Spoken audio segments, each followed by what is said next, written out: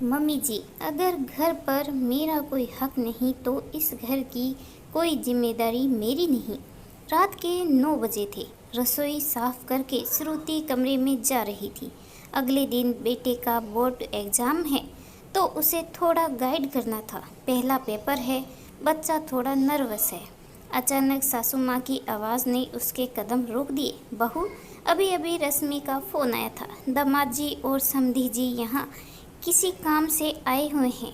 उनका रात में ही लौटने का प्रोग्राम था, लेकिन कल फिर से मीटिंग है तो रात को यहाँ घर पर ही रुकेंगे। खाने की तैयारी कर लो। उन्होंने अभी तक खाना नहीं खाया है। सासू माँ की बात सुनकर श्रुति के शरीर में जैसे करंट दौड़ गया।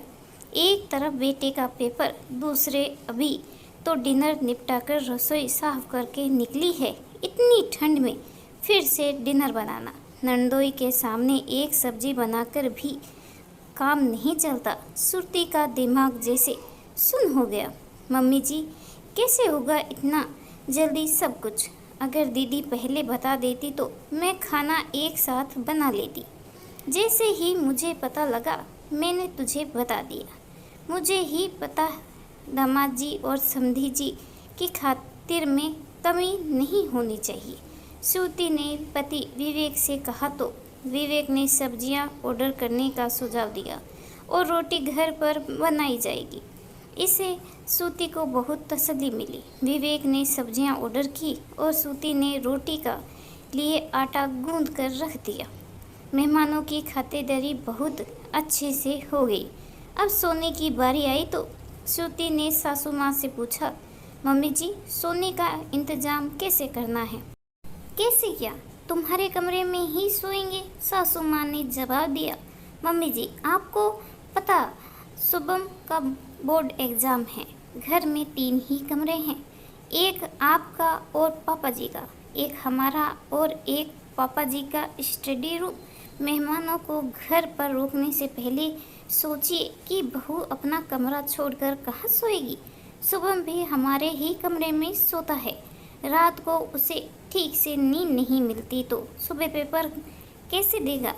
या तो स्टडी रूम में उनका सोने का इंतजाम कर दे, या आप मेरे साथ हमारे कमरे में सो जाइए। विवेक और पापा जी स्टडी रूम में या ड्राइंग रूम में सो जाएंगे।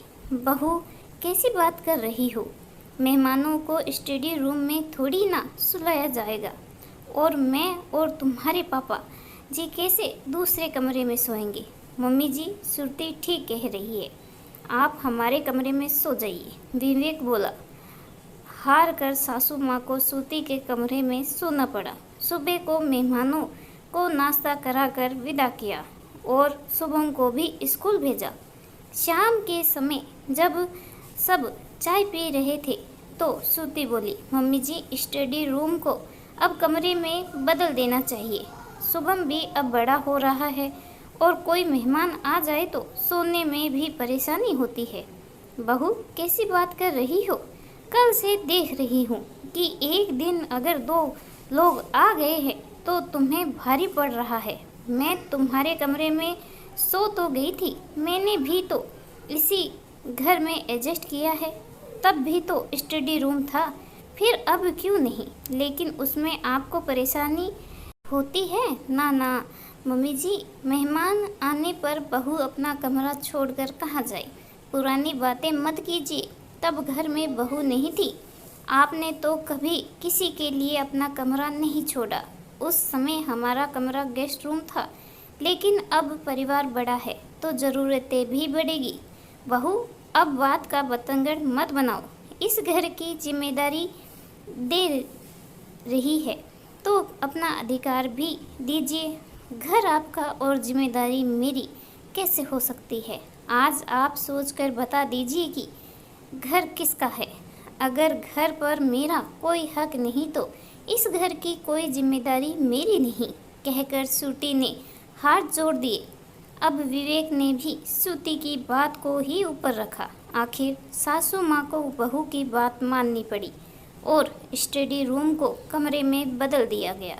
श्रुति खुश थी कि अब किसी मेहमान के आने पर उसे अपना कमरा नहीं छोड़ना पड़ेगा। इस कहानी के बारे में आपकी क्या राय है कमेंट करके ज़रूर बताइएगा। कहानी अच्छी लगी हो तो प्लीज़ लाइक करें, चैनल पर नए हो तो सब्सक्राइब करना बिल्कुल ना भूलें। कहानी सुनने के लिए आपका बहुत बहुत धन्यवाद।